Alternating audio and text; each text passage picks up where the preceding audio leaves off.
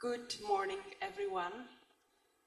Please let me welcome you on our third and final day of the conference. And even though I think it's third one and you might be a little bit tired, I still think it's going to be worth it. And it's going to be very inspiring, like it was the two previous days. We have a great topic, we have a great program, and we have a great speakers. So let's enjoy it. My name is Michaela Kloudová, and I will be your host for today. But before we jump right into that, let me just tell you what's going to happen in a couple of hours. So we will start with the keynote session. We have two keynote speeches with three great speakers. Each of them is going to be for 30 minutes, and afterwards you're going to have 30 minutes for your questions. So if you have any questions during the presentation, don't worry, the time will come for them. After that, there's going to be a coffee break, 30 minutes, but don't leave after coffee, because at 11, there's going to be our final parallel session with 6 very interesting topics and workshops, which you can find in the program, so please stay. And after the parallel sessions, there's going to be lunch, good lunch, right? So don't leave after lunch either, because we're gonna meet each other here at 2 o'clock in the afternoon. It's going to be closing session, final one, and very interesting as well, because we're going to have on the stage, here with me, young generation. All the students who will come here on stage were present during all workshops we had during the last 2 days and today, and they will tell us how they like it, how they maybe didn't like it, and what kind of questions they are looking for in their young blood, in their young eyes, and maybe they are still seeking for the answers. So, and afterwards, I still some program left behind is awards, poster awards, and best article awards. So we're gonna finish around 4 o'clock, and if you stay till 4, I will give you some good tips for bars and restaurants in Prague, I swear. So 4 o'clock it is, okay? Perfect. As I said, my name is Michaela Kloudová. I'm CEO of the Institute of Circular Economy here in Prague. So INCIEN, Institute of Circular Economy, is a non-profit organization where we try to put the circular principles into everyday life. And I'm not sure if you got it the same, but whenever I start working for something and I start doing something, I see it everywhere. So when I started 2 years ago in the circular economy, I see the circular economy everywhere. For example, I went to Robbie Williams concert last week in Krakow. And the show was great, don't get me wrong. But afterwards, there was like 22,000 cups, plastic cups left after us. Seriously. So I did like a quick math with the events during the year. And I came up that there might be more than 1 million single-use cups after one arena in Krakow. Crazy, right? And that's why I'm really glad we're going to talk today about this important topic, and this is sustainable consumption, because this is where everything starts, right? And this is our responsibility.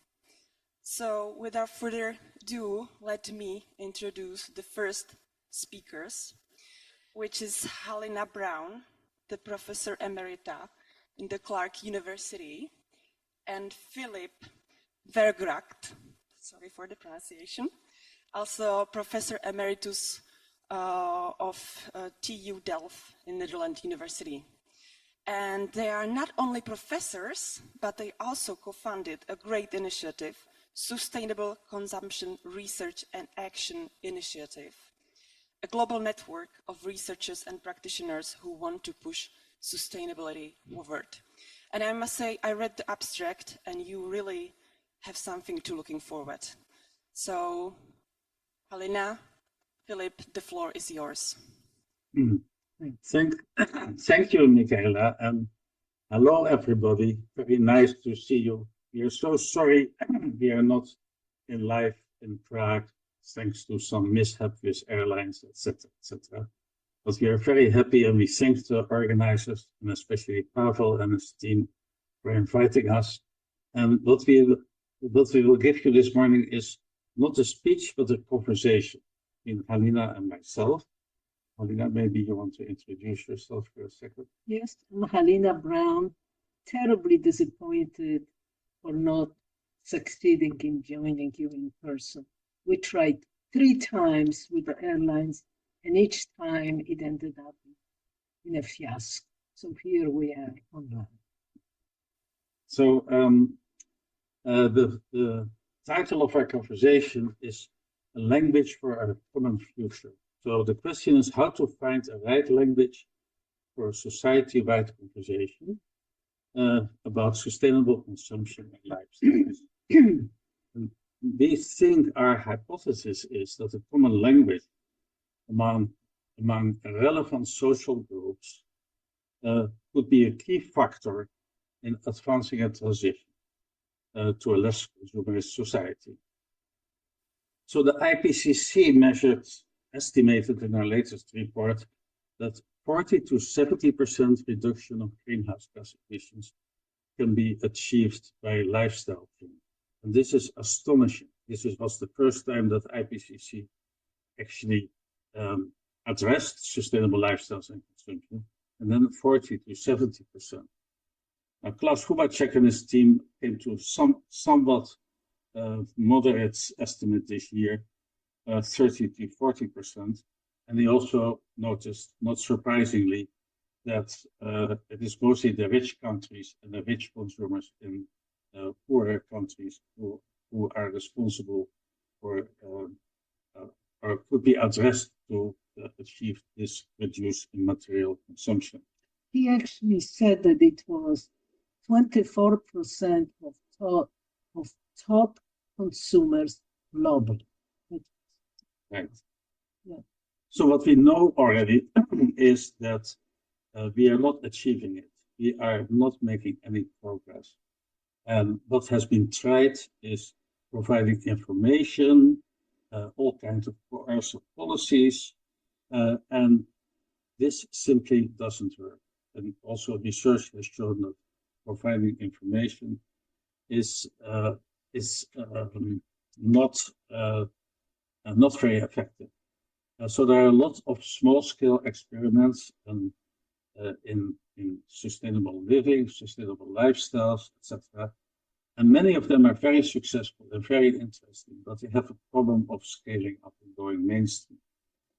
So the big question is, how do we mainstream this challenge of sustainable consumption types?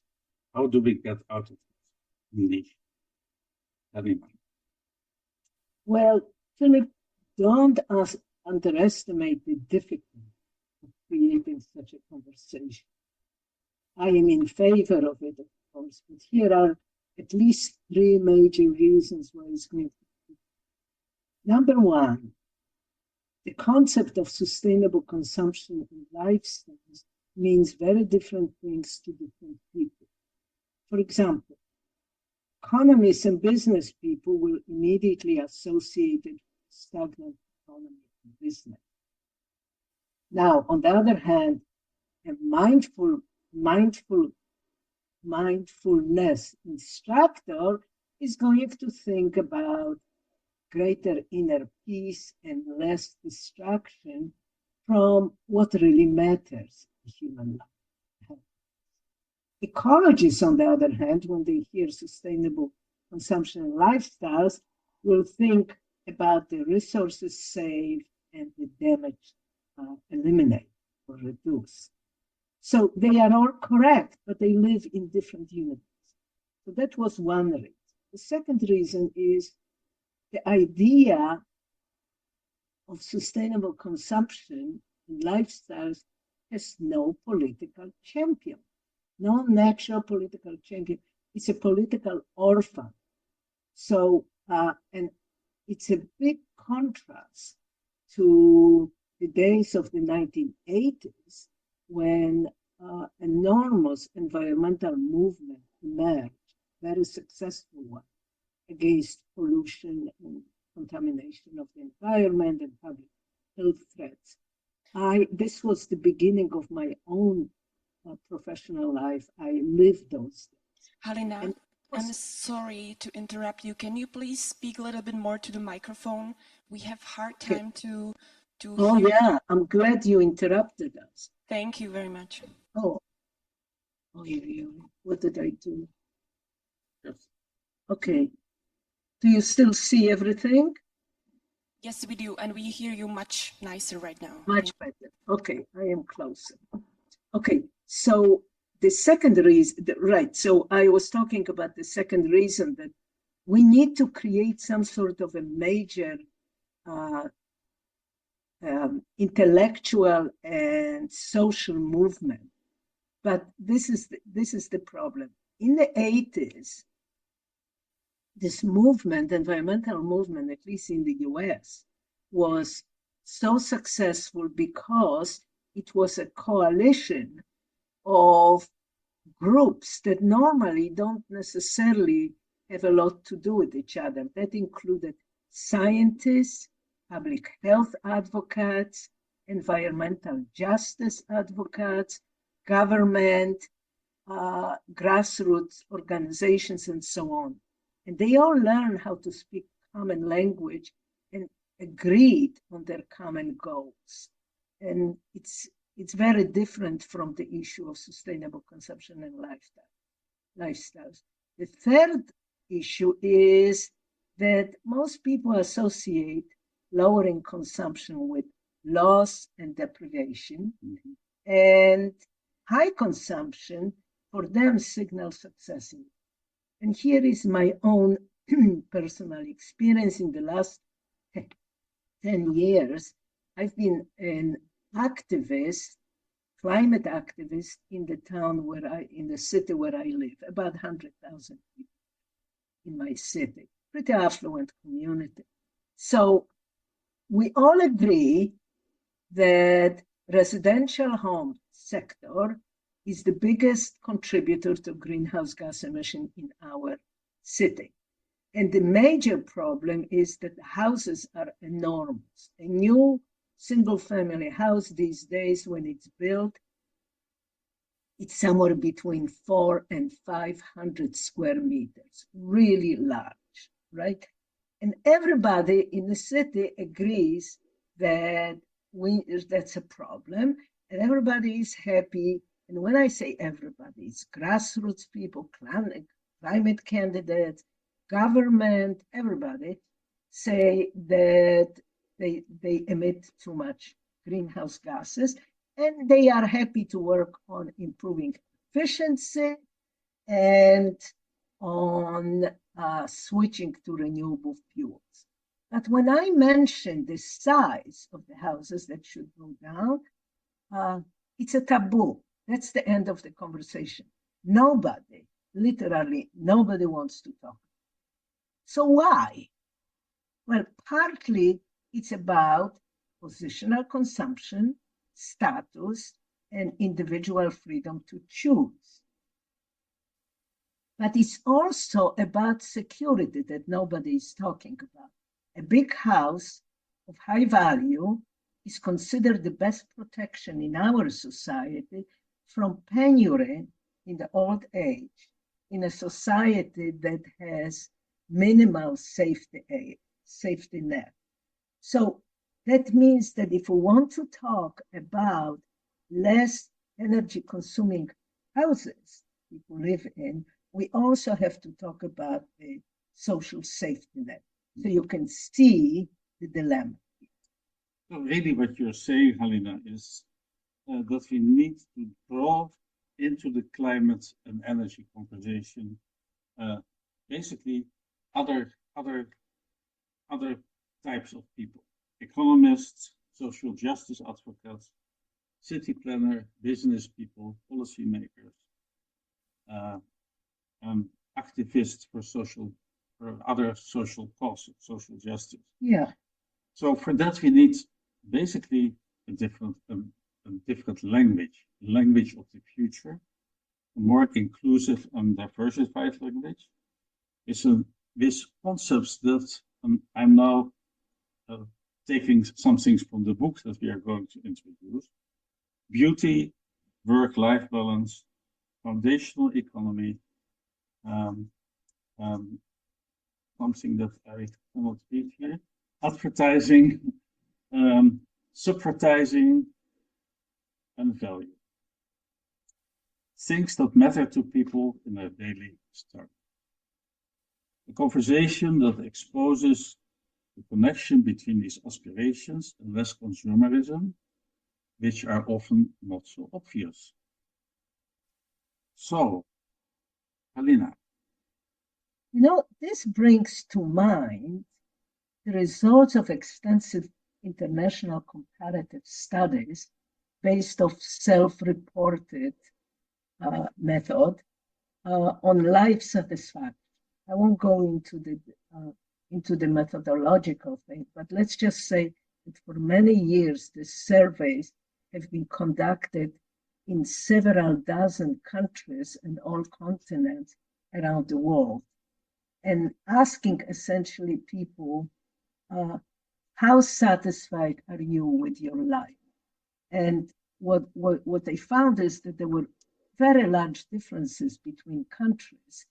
And so it also brings to mind the work of Wilkerson and Pickett, very, very well-regarded work. They were using different methodologies, also looking at differences between countries on what they use as an endpoint was well-being.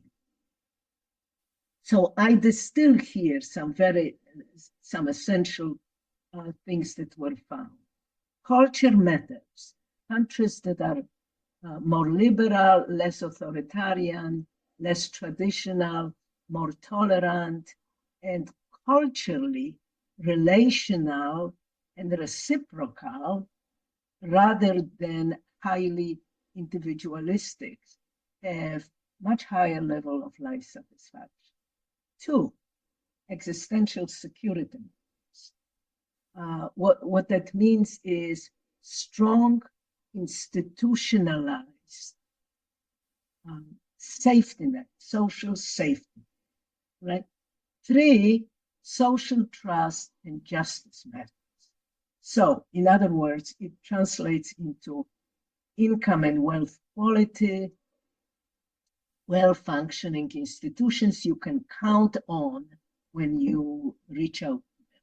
And finally, of course, strong economy matters too, because you need sufficient resources to provide existential security, housing, nutrition, education, health, and so on, right? So what you see here, what comes up, what bubbles up in this analysis is existential security, social justice, and social trust. These 2 bullet points in the middle are very important. And let me highlight one more thing is here, the role of inequality and social justice from another perspective, and that would be the perspective of climate protection, not just life satisfaction, right? Number 1, inequality drives consumption. People always try to emulate those above them and to distance themselves from those below them. And if a society is deeply unequal, those below are much worse off than I am, and I have to really worry about not slipping down. So that drives more consumption. The second thing is inequality kills social trust. People don't feel we are in it together, which means you cannot have collective action that is needed for climate protection. So these are the issues that you see are coming up. It's not only about climate, it's also about social justice, about existential security and inequality. we have to bring them together into one conversation. So really what you're saying is, can we bring each of these advocates together in one big tent, so to say, into a single conversation? And that is the reason why we created this book. So this book, I have a preprint of the book here that we were going to bring to the conference. It's heavy, it's 400 pages. It's very readable, it's very nice. Again, we are very sorry that we cannot show it to you in person. So the aims of this book are finding and communicating the right language for a society-wide conversation about consumption and lifestyle. This common language should bridge silos and would be a key factor in advancing a transition to a less consumerist society. So, as you can see on this slide, this book consists of 87 different concepts, and I'm not going to ask you to read them all. We think that these concepts are essential, but not sufficient, to be included in that broadly based societal conversation. Each of these concepts is cross-linked with several other of these concepts, and of course with other. Only a few of them have consumption in their title. These 87 essays are written by more than 100 authors. Many of you are in the room here. Each of the essays is about 1,700 words, which is about 2-3 pages in this book, 3.5 pages, and written nearly without jargon. We try to eliminate the jargon as much as possible. Each provides a definition, the history of the concept, different perspectives and controversies, and very importantly, an application to the transition to post-consumer. Okay, so let me take an example Now you can reduce the slides, please, again. So here is concept number 71. Andre, you can reduce the slide. Yeah. Here is a concept number 71, universal basic services, right? By Anna Kut and Ian Goff, who are essentially the inventors of the term, or at least one of the earlier proponents of it.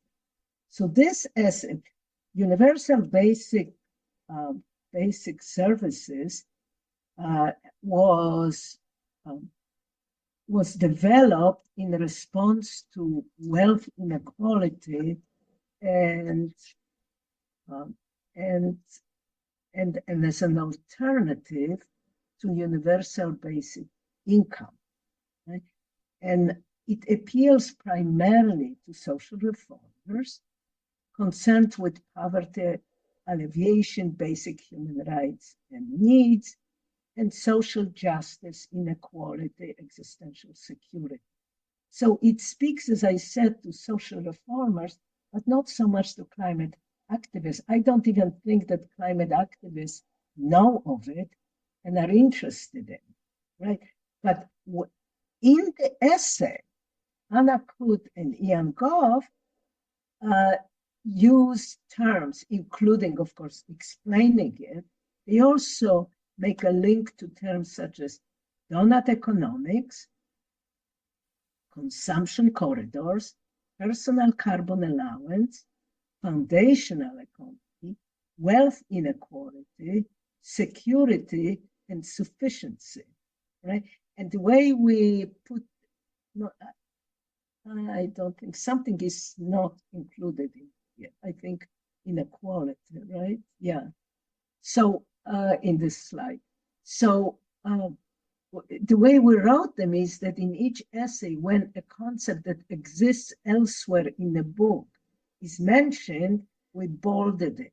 So what this book is doing is is providing links between any single concept with many other concepts not very apparently related to this one. So that was one. Let me just mention, no, you wanted to talk about circular economy. Yeah, so let me quickly talk about circular economy because Melanie Erben, of course, will talk after us with much more knowledge about it. She is one of the co-authors together with Caliste Priant about the essay on circular economy and society. And she describes in great detail, or they describe in great detail in their essay, how the concept of circular economy was at first very technologically, technocratically defined. You know, it is all about materials, recycling, etc. And then it has been broadened into a much more holistic concept that includes society as a whole, and it is all about changing behaviors, changing lifestyles, well-being, etc., etc. So the concepts that they link their slides are grassroots innovations and alternative consumer cooperatives, degrowth, extended producer responsibility, buen vivir, and Ubuntu. And Ubuntu is a South African concept that is very much focused on the we rather than the I, and on the connections in between and between communities. So, Halina, you have another example? Very briefly, we're running out of time. I just want to highlight, we have many examples, but I want to highlight choice editing as a concept. Choice editing is essentially a policy response to high consumption by encouraging some kind of consumption and discouraging others.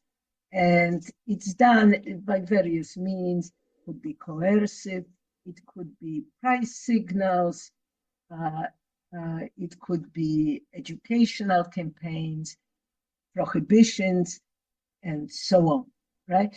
And this is, many people are talking about choice editing. Actually, it's being practiced already on a big scale in other domains, like traffic, example.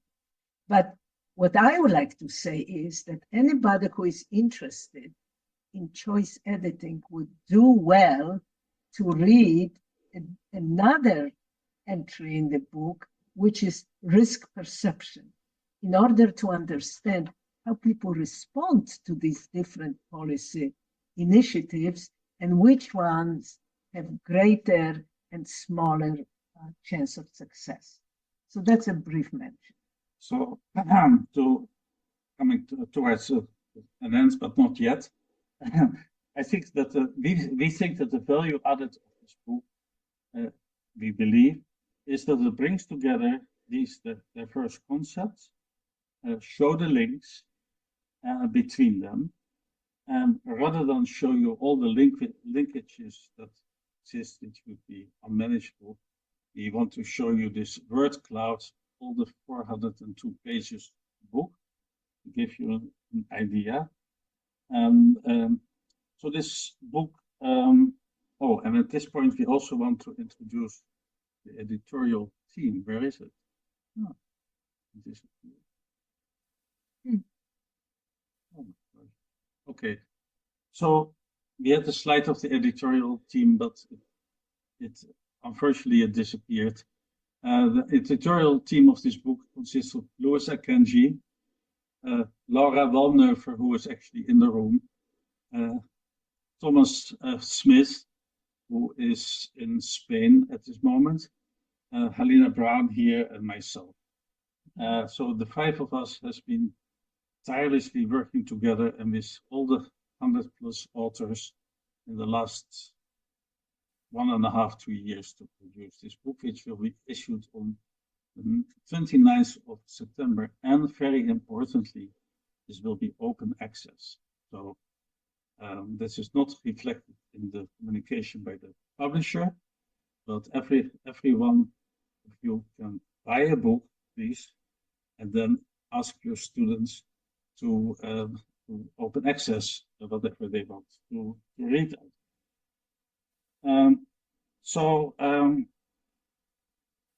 Right. Yeah. So for whom did we write this? Of course, we hope that teachers among you will bring it to the classroom. And because of this wide range, it can be helpful. I hope you will find it helpful for a wide range of courses in sociology, in sustainability, in economics, and so on and so forth. That you can enter this topic of sustainable consumption if you use this book through many different doors. You could even say 87 doors, but certainly many doors. And if students are exposed to this interest through several different doors, they will understand the systemic nature, the whole system of consumption and the issues, the social issues that need to be addressed if we want to shift that system. We also hope that the book will make its way into the hands of climate activists, social reformers, social justice activists, and the government.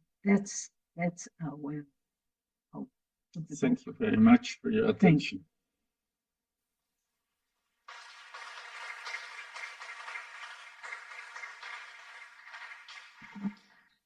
Halina, Philip, thank you very much. Please stay here with us because we're going to have a Q&A session after Melanie's talk. I forgot to mention that Halina and Philip really tried to come to Prague twice, actually. The first flight was cancelled and the second one was delayed, so they wouldn't get the time for the connection flight. So we are really sorry that you cannot be here with us today. But thank you for the speech, and I would like to welcome a second speaker here on the stage, which is Melanie Jäger, the Professor of Sociology of Technology and Environment in the Brandenburg University. Melanie, the floor is yours. Do I? Yeah. Hey. Can't see my first slide yet. You me. You were in front of the screen. Started? Yeah. No, don't. Yeah. Okay, thank you. A magic hand was helping me, thank you. So yeah, thank you very much for giving me the opportunity to speak here. It has some opportunities to speak at the end because I can give you some thoughts for your way home and maybe for the weekend to reflect on. And I would like to do is a bit this, like what kaleidoscopes could do. You know kaleidoscopes where you have, what you have in your hand and you move it and then it gives you different pictures all the time. And I think this is what we as researchers or like research activists should do very often, trying to change our perspective, trying to change how we see the world and particularly how we see the human, which is in the end, the focus of everything, of consumption production. It's about humans, about feeding them, about existential needs, about providing resources, about making our household working, making the economy working, making consumption working in the end. And what I would like to do is to change your perspective on what consumption is and maybe think about if consumption is the right word to use, or if we can go beyond it and go beyond consumer perspectives. So my question that I'm starting with is, are we consuming still or are we being consumed? And this is particularly true when we look into the fact that we are more and more entering digital worlds. So we are more and more moving in digital worlds. We are consuming and producing in digital worlds. And a lot of this, what we're doing there is we are consumed. At the same time, we think we are only consuming or only enjoying ourselves. So I created this picture, consuming ChatGPT, and it's a bit horrid, but at the same time, sometimes it's good to see how horrible it is, the truth. But what I'm going to end with is a question of maybe we should abandon or at least look sometimes beyond the notion of consumption in order to see something different, what makes us human, and to question our picture or idea of humans. The first speaker, Janis Potocnik, he talked about ideas. We have to talk more about ideas, the ideas behind narratives, the ideas about behind systems and logics and practices and so on. And that's what I would like to do. What is our idea of the human? So the ultimate goal of a lot of sustainable consumption research, and I'm doing this since 20 years already, or even more, if I'm getting older every year, is that we look at consumerism a lot. So it's a lot about how we change particularly consumerist lifestyle. So we look at overconsumption of people, on consumption that they maybe shouldn't do, or consumption that they should reduce.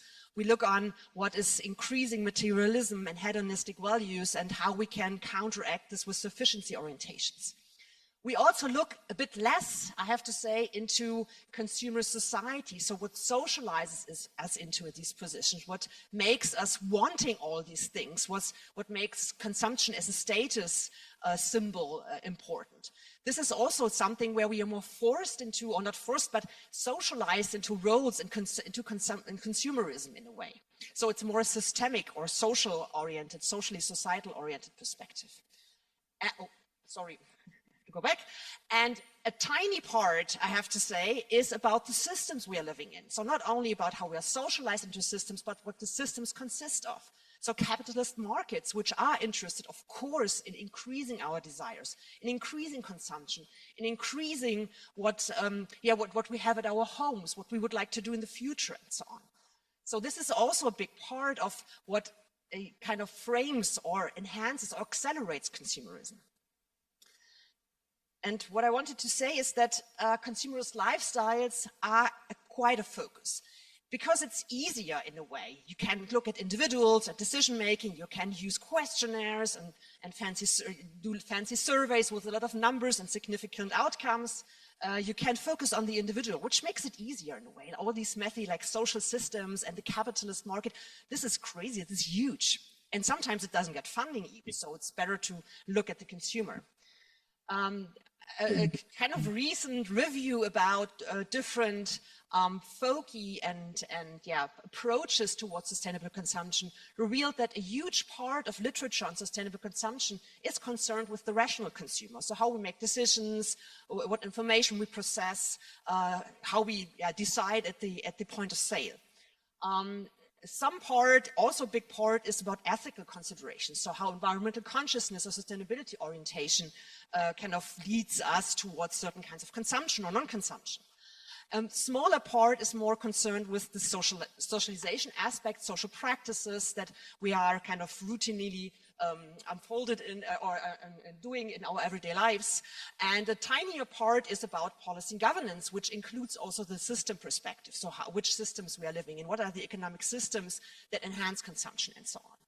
And I mean, you see that's quite broad, the pictures that we're having, but the focus is really on the individual in a way, and the brain of the individual, or some parts of the brain of the individual.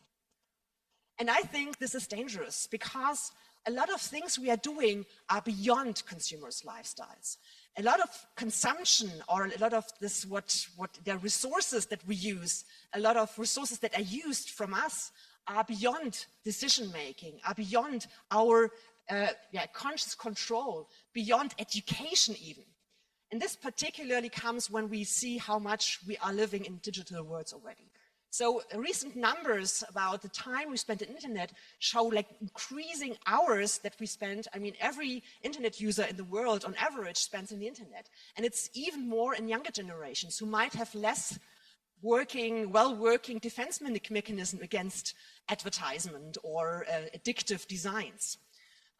So it's like a huge part of everyday lives we're in digital worlds, of course, in terms of commuting, in terms of looking where we go, in terms of using maps, in terms of working in the end. I mean, a lot of research work is in the internet, but still it consumes a lot of our time in everyday lives. And when we look on how much data is extracted while we're just chatting with people or just flipping through some photos on Instagram, it's huge and it's increasing. And there are several studies to show how much cross-site tracking there is, how much data is sold between different providers of digital platforms, video platforms who sell our data to advertisers, and how much advertising is done in the internet. So it's an influence at scale that we are having all the time when we use the internet. There's research on how much shortcomings of our attention and our thinking, of our reaction time and so on, are used in order to force us into more consumption, addictive designs that keep us inside on a web page or on a platform, which makes our brain kind of hungry for more of these pictures, of this fun that we see, of the entertainment. Dark patterns which kind of create dead ends for us, where we say, okay, no, we have to buy this, or we have to do this, or we have to reveal some data, or we have to share some information we don't want to share. So a lot of psychological research is used to make us consume more, to stay on the websites. Of course, we are more and more using e-commerce or online consumption. On online websites to order our goods. And this has increased a lot, of course, in the pandemic, where people had no other choice sometimes, or it was a safer way to get your goods. But this increase didn't decrease after the pandemic. It just stayed the same. And there are studies who shows that it's more consumption, and it doesn't replace the consumption in stores. Mechanisms like BNPL, so buy now, pay later, also increase our kind of habit, or increase our willingness to spend money because we can pay later. And this increases also the indebtedness. So we have to work more to pay the debts because we are consuming more. The work that we are doing is not only labor work that makes us earn money to be able to consume, but it's also that our everyday lives, while using the internet, our digital services, is also including more and more explicit or implicit consumer work. When we are using self-service possibilities, when we solve digital tasks like CAPTCHAs that we are filling out and training AIs at the same time, when we do online returns. I mean, a lot of people, like 16% of online orders get returned, and this is also work. I mean, it costs some time to bring the stuff back to the post office. And so on. It might be only a few hours a month or a week, but looking at how many people are doing this, we have a huge amount of work that is done just for free in the end. And when we look at the other side, the so-called paid labor in digital platforms like gig work and platform work, this is also very disastrous. It's underpaid. A lot of people are exposed to harmful content. It's insecure and so on. So here we are consumed, and this makes it. And this is not presumption. I mean, presumption might be something where you kind of engage in production activities yourself. This is something different. This is something we should also focus. And this is, but besides that, we should also see or question or look at what kind of picture of the human, what kind of idea of human bodies and minds are shaped by this. So what we know is that industrialism, capitalism shaped an image of the human body and mind as some sort of machine, that is earning money and spending money, producing and consuming at the same time. It has mainly utilitarian values, so increasing my own pleasure, increasing my own value, increasing my economic benefit in a way. So that's what not only researchers sometimes follow up on, but it's only something that, of course, the capitalist systems like. They like individuals, they like rational minds, they like utilitarian minds, they like people who have money to spend in their consumer spheres. And digitalization even more operates in this realm, and it increases this kind of picture of the human. And it also operates through embodied extractivism. So it doesn't only extract resources from ecological system, but also from human minds and bodies in a way. And it turns our activities into commodified labor and subjects our affective life events into systematic exploitation. Our desires are fed by the internet. Our ideas of love, our ideas of what pleases us, and so on. So it's more and more entering into what we thought are ourselves. And the tricky thing is that a lot of consumption or sustainable consumption research implicitly, not explicitly, reproduces this instrumentalist view by treating consumers or humans as consumers mainly, that are a bundle of attitudes or choices or behaviors that we can manage in a way, that we have to feed with education, and then sustainable consumption is coming out. Or that, that are programmable in a way by new information or by prompts or behavioral economics and so on. And so we kind of reverse the picture, but we use the same one sometimes. Not everybody. I mean, we see that there are also people in this room who have a more systemic view of this, a holistic view, but a lot of research is still repeating this image. And this is problematic. And it's not only people who are interested in social practices or system perspectives that are fostering another perspective. We also should listen to authors that highlight a total different reality, that highlight alternative economies, counter-consumption, anti-consumption. And this is particularly an interest in decolonize our epistemologies of seeing consumers. So authors like Arturo Escobar, who highlights that our sustainability discourses reproduce Western and colonial epistemologies and treats humans as programmable consumers. Authors like who are focusing on critiques of managing perspectives, managerial research, like Suprabhata Banerjee, I don't know if I pronounce it right, he also shows or highlights that sustainable development research enact some sort of epistemic violence even by neglecting diverse ways of living and provisionings and seeing everything with managerial logics in a way. I think Krainak, a Latin American thinker, highlights that there are so many alternative ontologies of provisioning, of doing economy, of doing everyday lives, of organizing consumption in a way that go beyond our usual consumption metrics. And some of these authors we also integrated in our chapter that Philip mentioned for the Score book.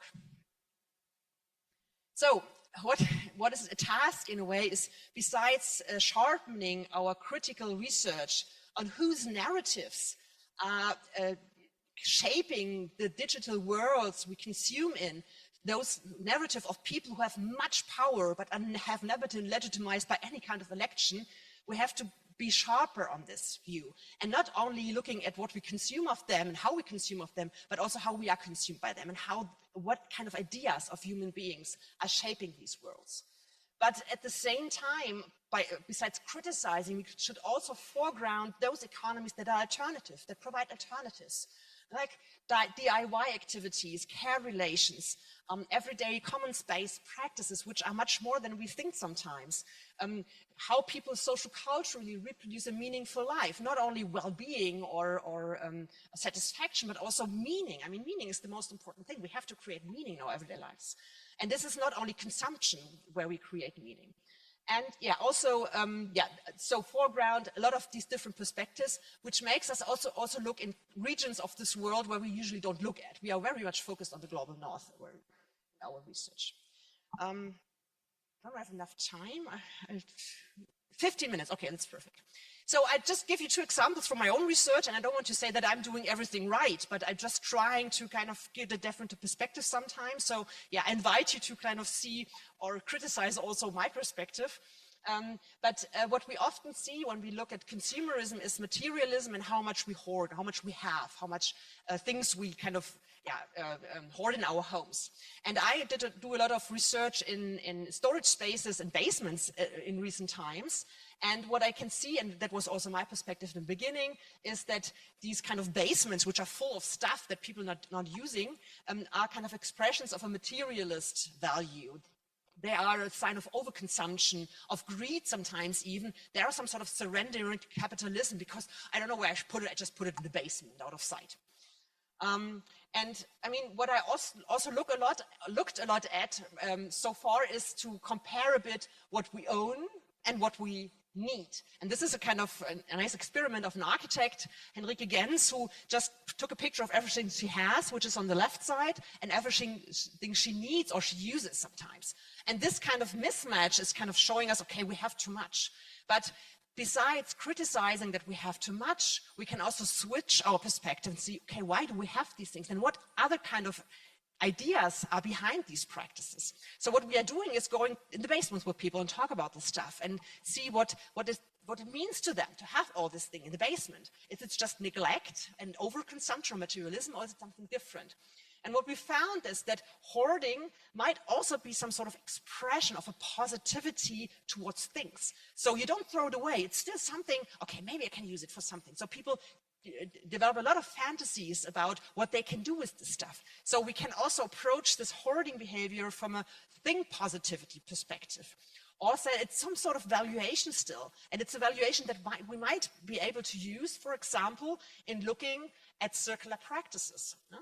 So we can rediscover how we relate to things and go a step away from only criticizing what people do to look at, okay, what kind of non-consumptive practices do we have with things? So how much do we hoard things in order to use them later on, to preserve them for our children, to at some point lend them to our neighbors? Yeah? And this makes us able to understand the circularity potential in all this. So looking at all the things from the perspective of the things that are the basement, how do they see the world in a way?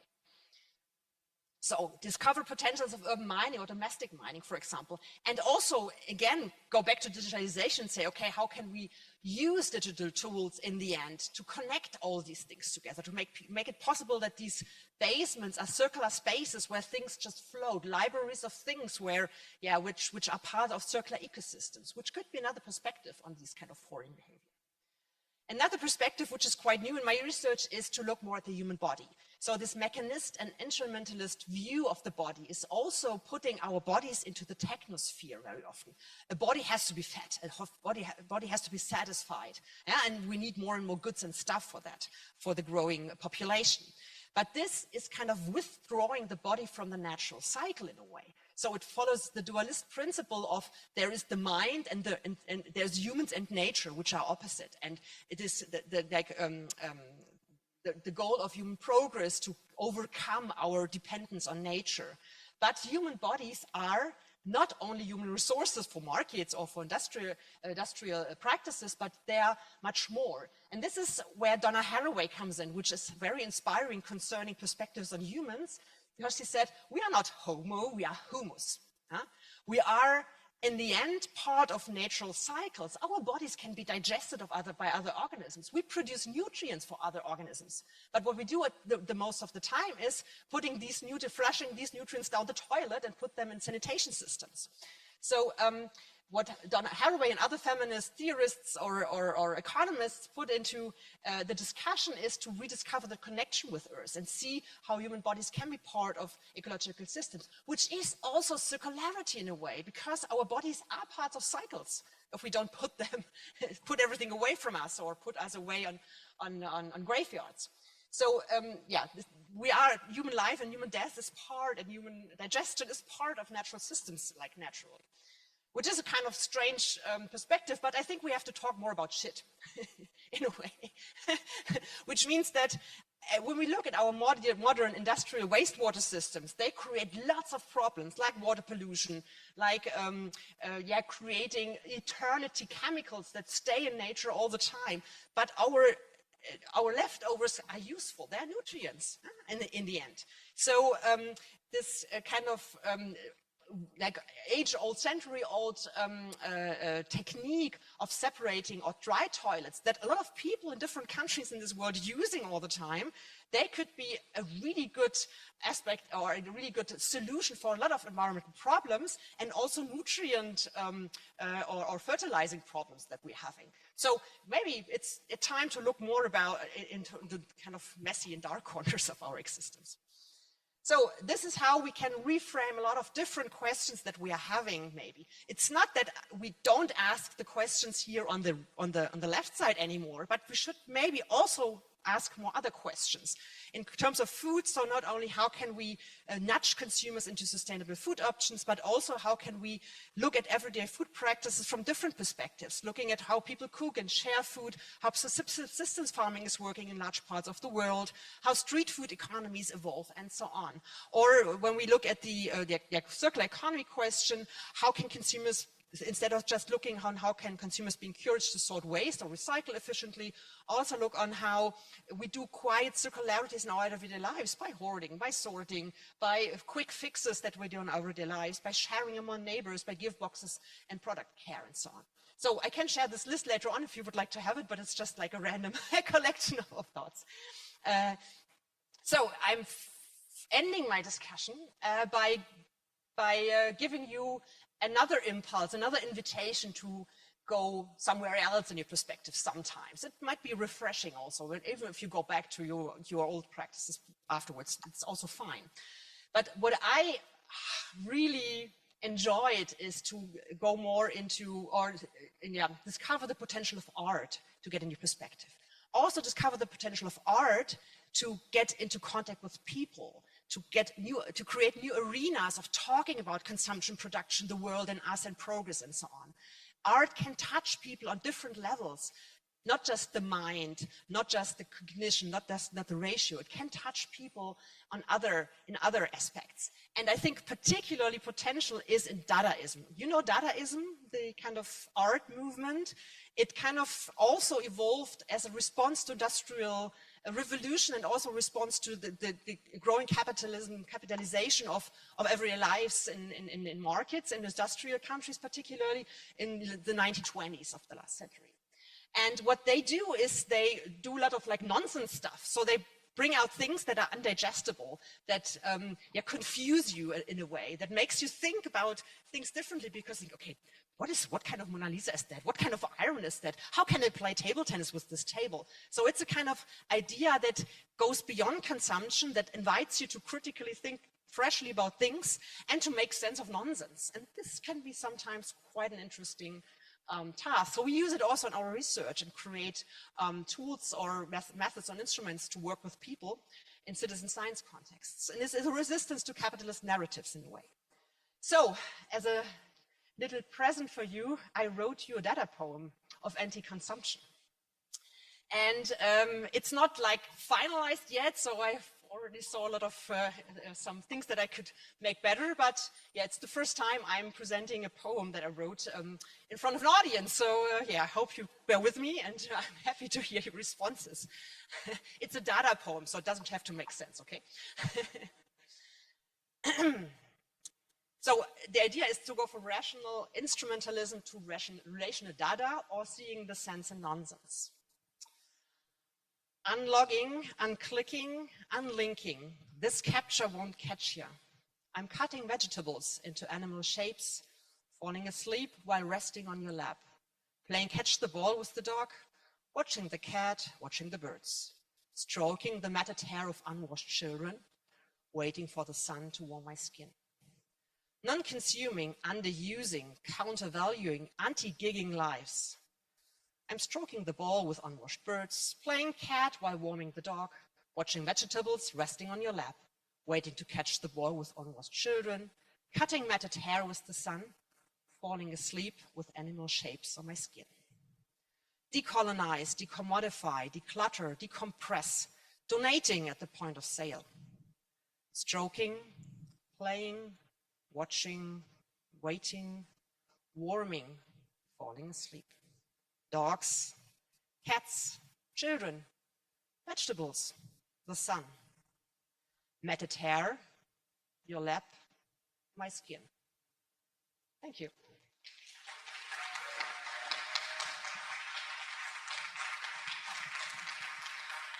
Wow, thank you. Thank you very much, Melanie. That's great. Yeah, let's stay here. Thank you. I think it was a great ending of our keynote session. And now it's time for your questions. Here are the girls with the microphones. So please, are there any questions? We still get Halina and Philip online as well. I see the hand over there. First one, the lady with the white, yes, blazer. The lady was first, though. Yes. Sorry.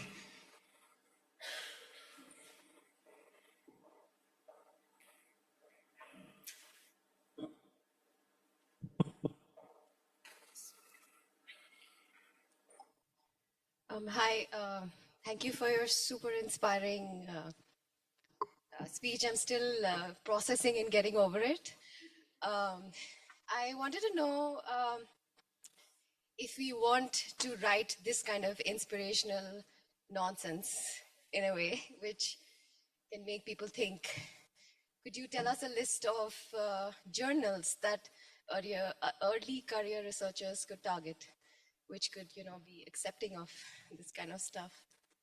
Yeah, that's a really interesting question. I don't have a clear answer. When we looked a bit more into design journals, actually, that offer more, more space for creative experimentation. So we have from the work that we did with the Dada methods, it's called cultural probes.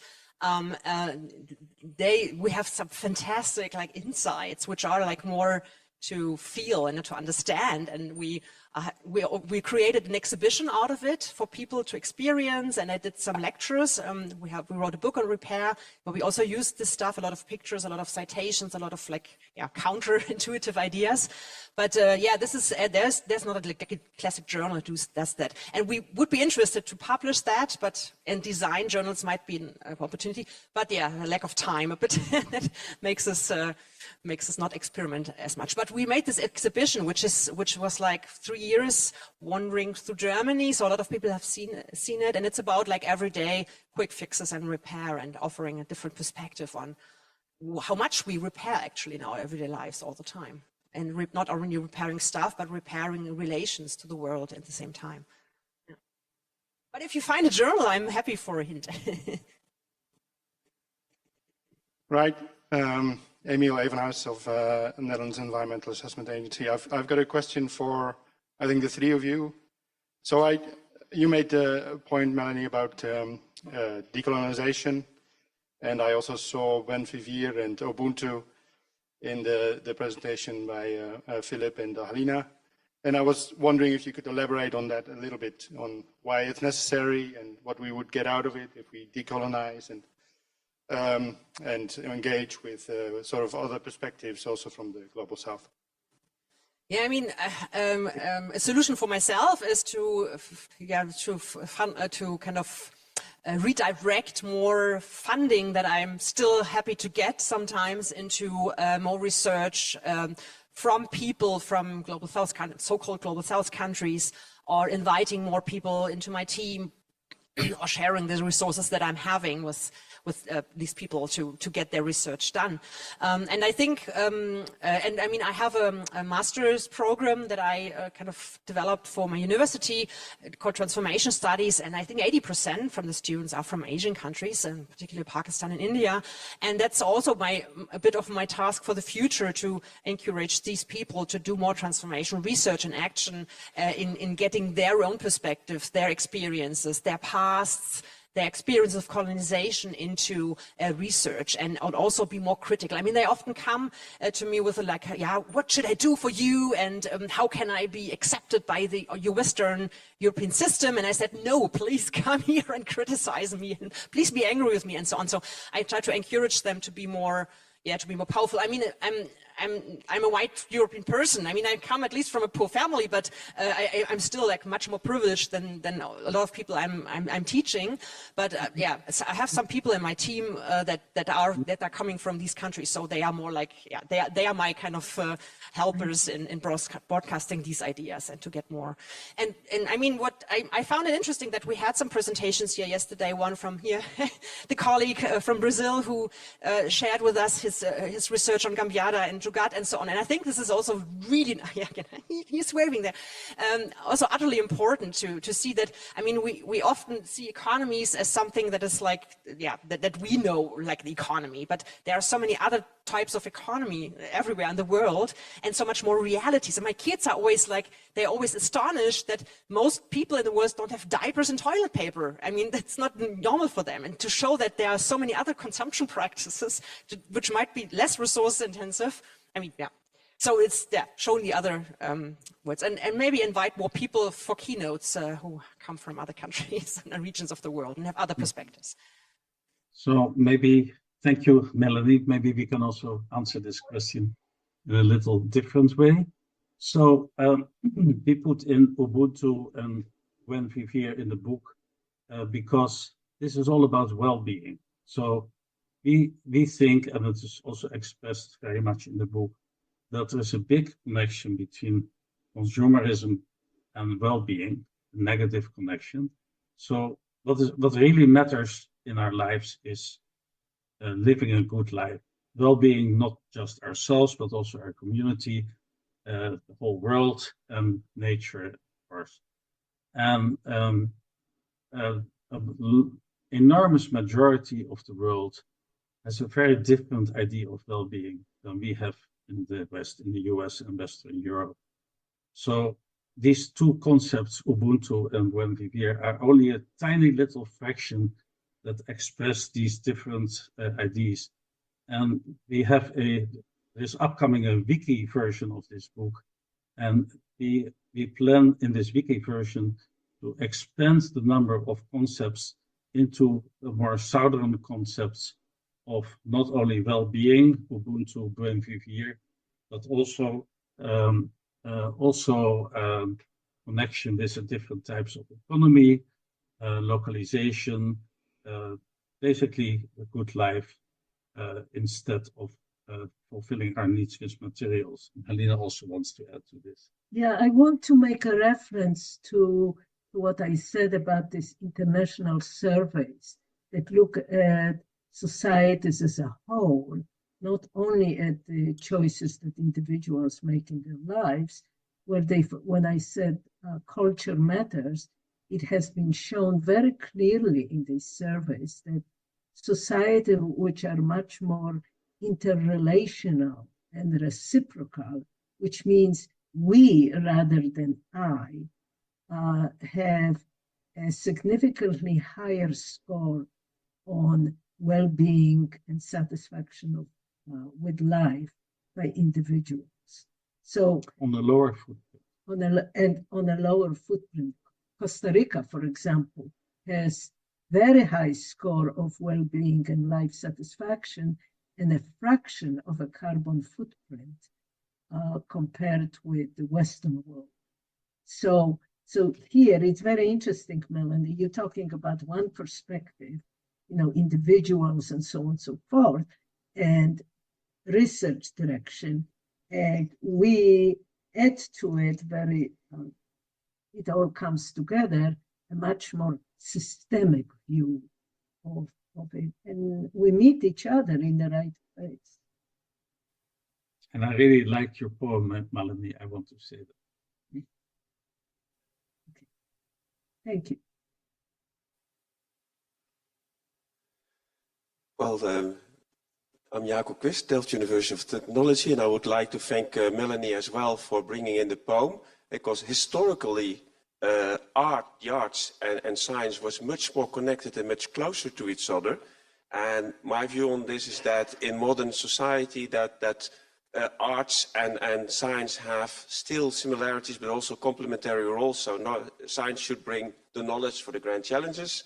That politicians don't use it, that's very regrettable. But the arts reflects on that. So we also see now art more well related or commenting on consumerism and more. I would like to thank Philip, or I would like to congratulate Philip and Halina with the new book, together with the co-authors and the co-editors. And I'm really looking forward, and I think it's going to be a really relevant and important resource for this field, also outside or beyond the field of sustainable consumption production. But it also raised the question actually to both of you. So I would like to ask Melanie, what is the role of marketing in what she has been telling to us, also as part of consumerism? And I would also like to ask to Philip and Halina, how did you deal with the concept of marketing? So stimulating, used to stimulate consumption so much and consumers. How did you deal with that in the book? How did you deal with that to adjust it, to decrease it, or to turn it into alternative concepts like societal marketing or green marketing? And I would be really looking forward how you dealt with that in the book. I didn't see it in the content, but I couldn't read everything in this short period. Yeah, I mean, it's very tricky, and I would like to see an EU project on this because we are. I mean, a lot of research that we're doing also with European Union funding or Horizon funding is is following this kind of idea. We have to market sustainable consumption, sustainable products, and sustainable life choices, and so on. And I think this is kind of it could be a trap to reproduce this narrative, this framework, this idea of humans as marketable. Or as market units in a way. So this is one thing that I would like to see more collaboration that is taking another perspective and also questioning that. And what I'm always trying to do when I do reviews, for example, for papers that have this kind of market perspective, to say, okay, you have to write at some point what your idea of human beings is. So what is your idea how humans work, and what philosophy you're following? I mean, what basic concept? I mean, it's a basic epistemology that every researcher should do, even it doesn't matter if you do chemical research or industrial research or economic research, you should see where you come from in a way.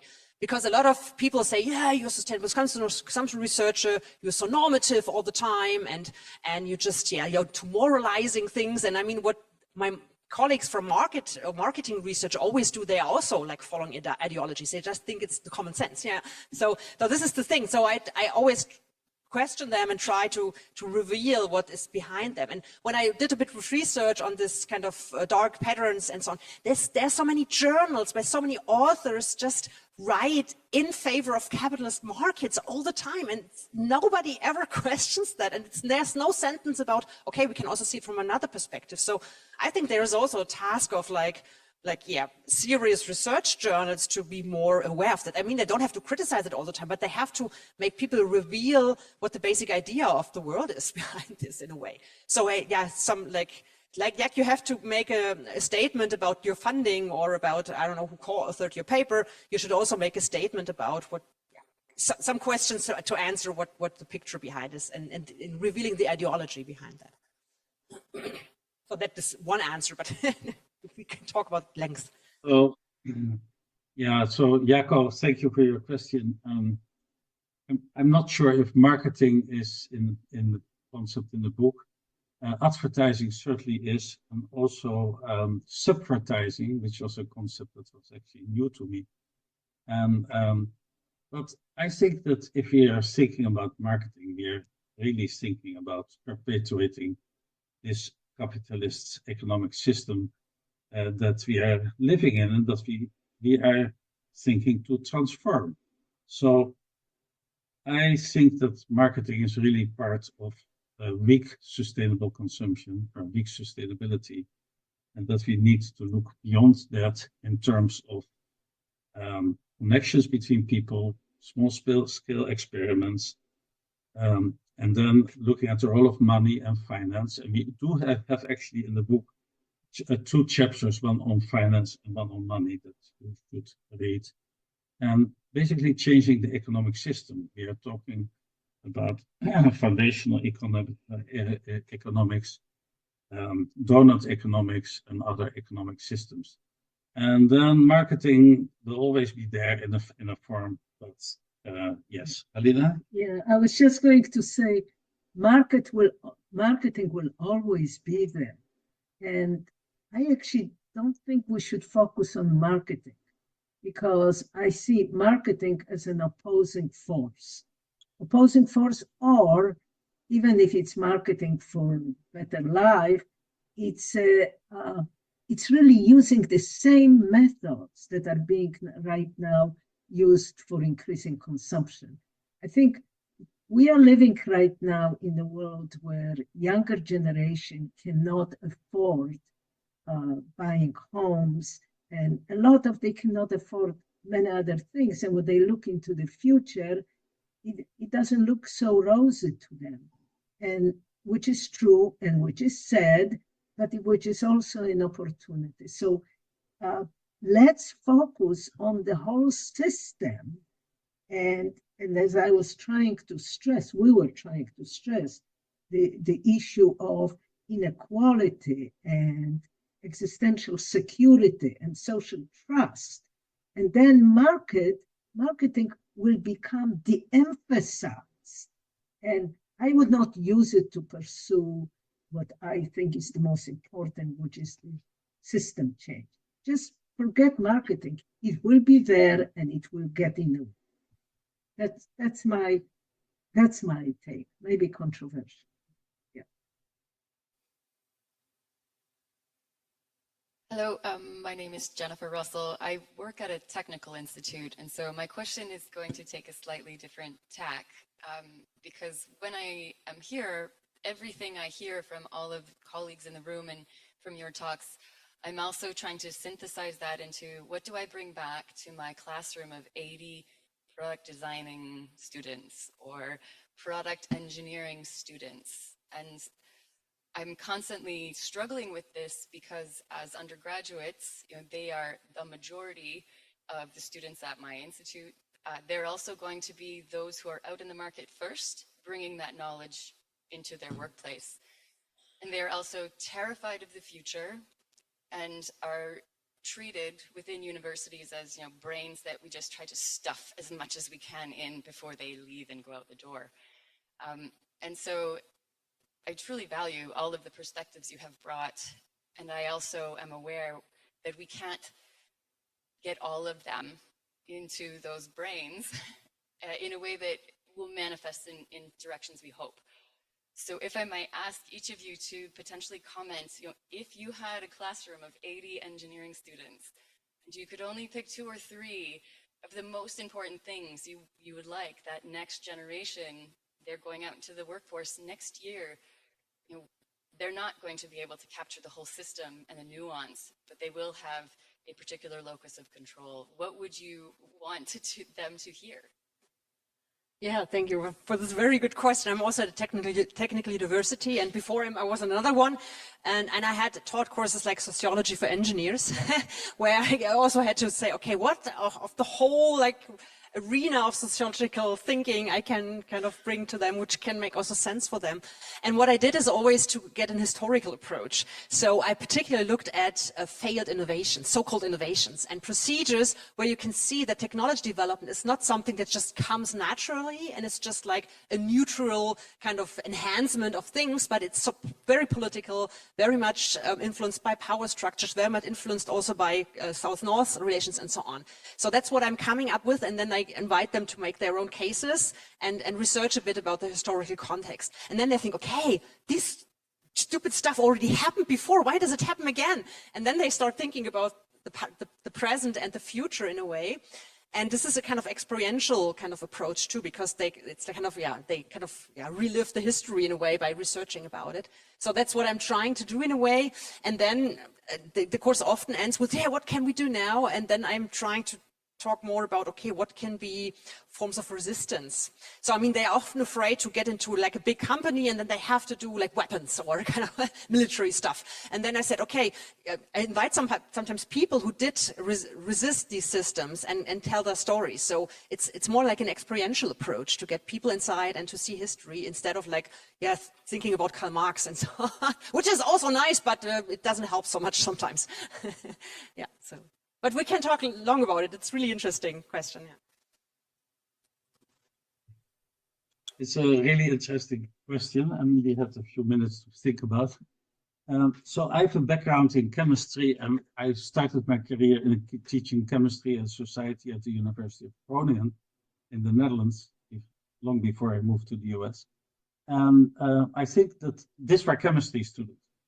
And these chemistry students were taught about, how you make a new molecule, how you measure the properties of that molecule, etc., etc. So I was brought in end of 70s, part of democratization of the university, anti-authoritarianism, to talk about chemistry and society. So, am I going to give lectures? Not really. Students, and this was obligatory for all chemistry students. So what I designed was a simulation game. This was about a polluting factory in the middle of a neighborhood, which was still happening at that time. And the students were divided in groups, trade unions, neighborhood people, government people, business people, a company called Calamix. And a full day they played this game. Each of them got different information, and there were rounds of decision making and negotiation. And at the end of the day, or the next day, we ask the students to evaluate them. And as you know, in the simulation game, people identify with their roles. And they become very passionate to get their way. So the business people really wanted to go on with this. And there was also a role for the scientists. Anyway, to answer your question, what I would do if I would have to teach engineers, I would put them in a situation like this to basically understand not rationally, but emotionally also what it means to be in a society where polluting things are happening and how to deal with them. And Halina also wants to please. Yeah, well, of course, there are many different kinds of engineering, right? And they are all taught that you can fix things if you're smart enough and use the right tools and right materials, and you can redesign them. So, and that is part of that education. But let me just say this. For example, my son studied engineering, civil engineering, and he at some point ended up working in transportation, which took him into urban design. And he's now working in designing public transit systems, which gets him into thinking about different communities and their needs and their economic status and the demography and so on and so forth. And he has become part of the really bigger social complex world. If somebody is studying engineering that is involving construction, like material engineering, I think it may be very useful to help them understand in construction the embodied carbon in different kind of construction and different kind of materials, and challenge them to learn to design differently, including human dwellings, you know, and that will get them into urban planning again. So I think that playing games like you, Philip, suggested with design to just open their world, not only that they would have to be forced to think about social issues and social relations, may be the best way. I mean, if some of them want to design new apps for Facebook that get us to spend more time online, they will do it, but that perhaps is not the most useful thing to do. Thank you. More questions? I think you had a question. No, you didn't. Sorry. Okay. Let's do two more. Okay, all right. Thanks so much. I'm Michael from University of Pannonia, Hungary. Thanks so much for your presentation. I think we share similar research orientation, and right from the beginning of this conference, as a dialectician, the question I asked myself right from day one is how sustainable is sustainable production and consumption? And I want to throw that question to you to see what will be your own perspectives, because I very much believe that from the perspectives of dialectical materialism, the social need for human consumption and satisfaction, you know, matching this with the problems of political economy, you know, that drives industrialization, production, two contracting poles. You know, bringing these two contracting poles together itself is very problematic under this current capitalist system and industrialization, which you have clearly identified there, Prof. How sustainable is sustainable production and consumption? And I would like to talk more extensively after this section. Yeah. Go first now, Halina, because I'm always go first, but I can also, however you, yeah. I mean, yeah. I mean, there is no it's like systems related, there is no sustainable consumption production systems yet, or maybe never, I don't know.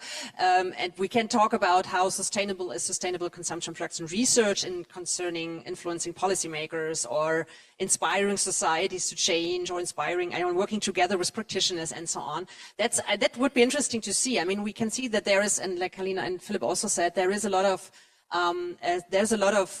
like smaller successes in niche already of how we can move ideas forward, push certain kind of practices, also push policymakers into have a broader picture of things. But I think it's like at a larger scale we can't see it, because there's this huge amount of research who's doing a total opposite thing. So it's not sustainable in a way that it kind of influenced, it got scaled up to the political arena in a sufficient way that it's also kind of implemented in a lot of directives. It's just the small ones. So that's what I can at least say. And yeah, for the systems, I mean, we don't have greener production, we don't have more sustainable consumption, we don't have more justice in our economic system. So there is no such thing as sustainable consumption production yet. I would like to suggest that you reframe this question rather than pondering whether there is such a thing as sustainable consumption and production. We should maybe think about what would a society, a sustainable, ecologically sustainable society looks like that at the same time brings life satisfaction and well-being to people. And the production and consumption is something that, well, we have to produce and we have to consume, and that will follow from the from the focus on building such a society. In other words, where life satisfaction is high, and we already know what that is, the factors that are necessary for that, and how we can achieve that on a low carbon footprint. And sustainable consumption production is one of the things that will be part of that system. So this is why I would change the question. This is, I don't want to say it's the wrong question.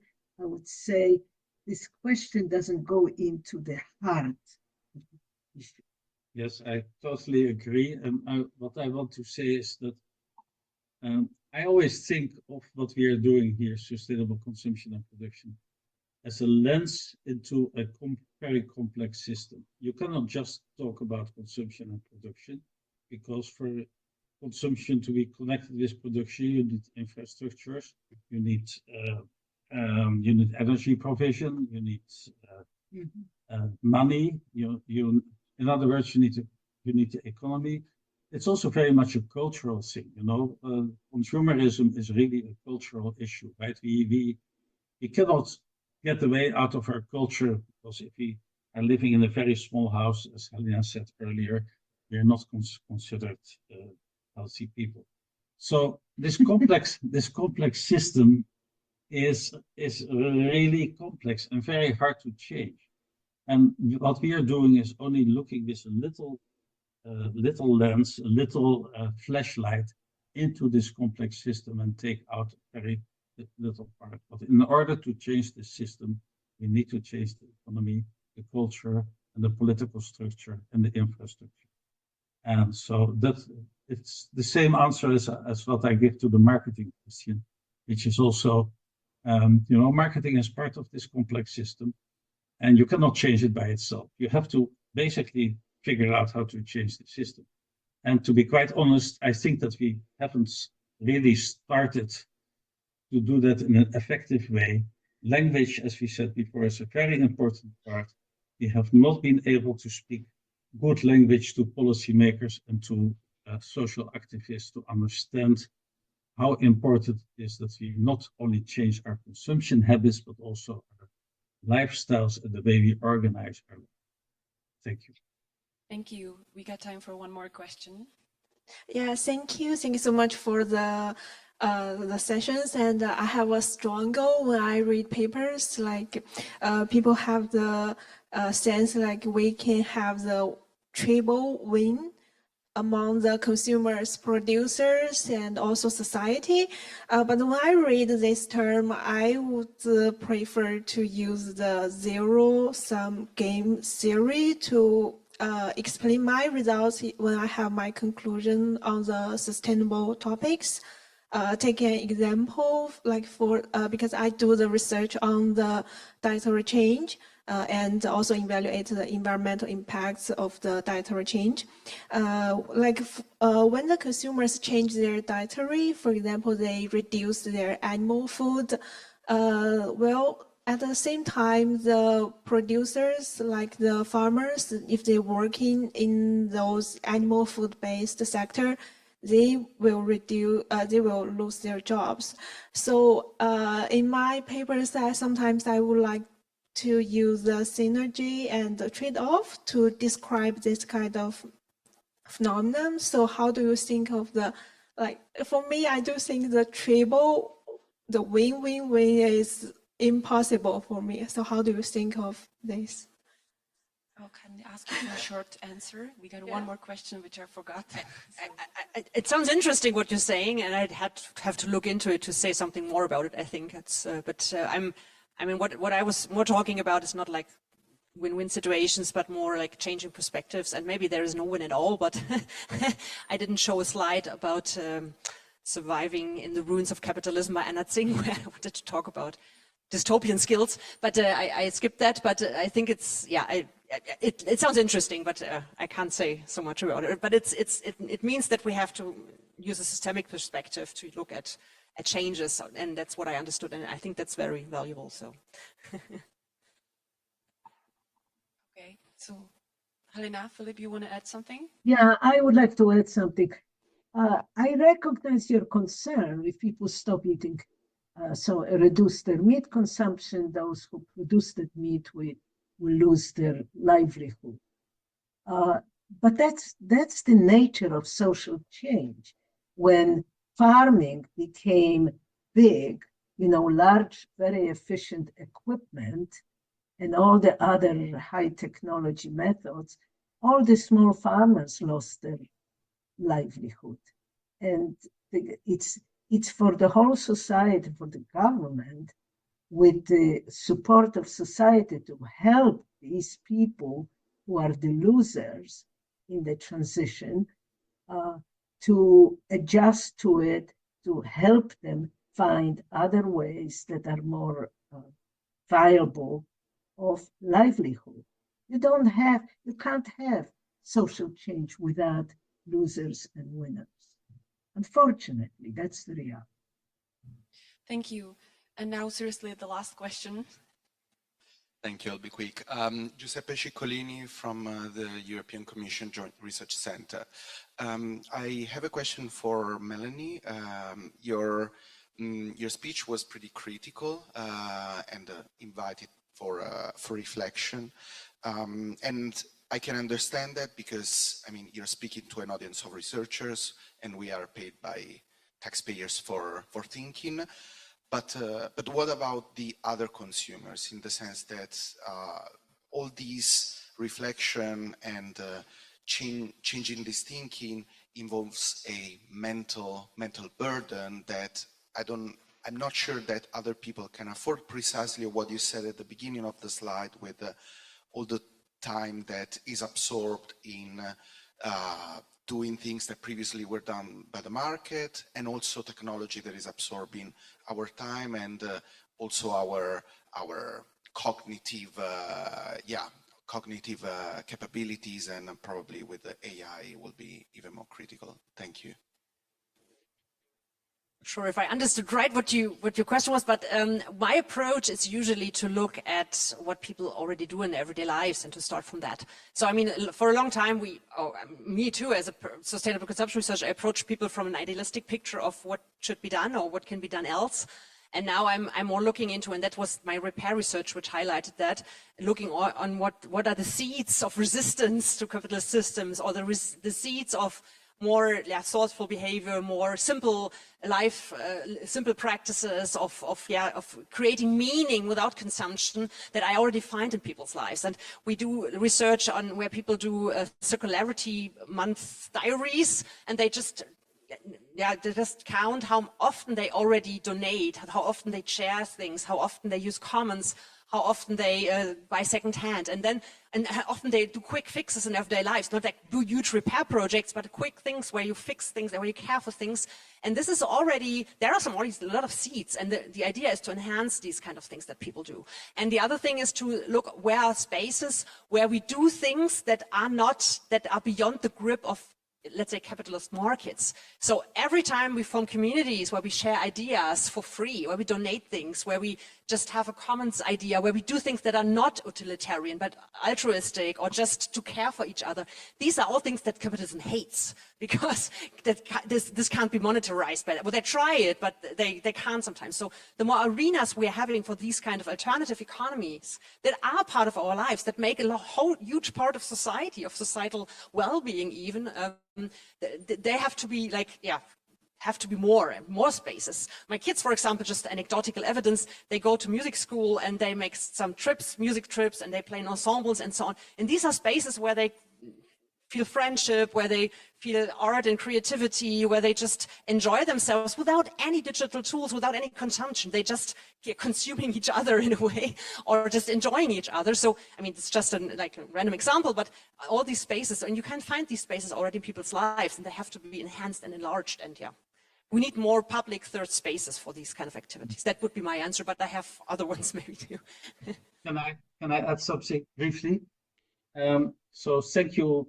I hear you're from the Joint Research Center of the EU, and we really appreciate what the EU is doing in terms of research and research projects and Horizon, etc. project. But last year at our SCORE conference in Wageningen, we had the speaker from the European Union talking about consumption, and he really emphasized only technocratic and technical solutions. He hardly spoke about lifestyles, and let alone about the bigger system. This was all technology is going to change it. So my question is, but I'm sure you have no time to answer, is the Joint Research Center focusing on the issues that we are talking about here today? If not, would you be interested to do it? And last point is, can I send you the book that we just developed in order to inspire you? Thank you very much.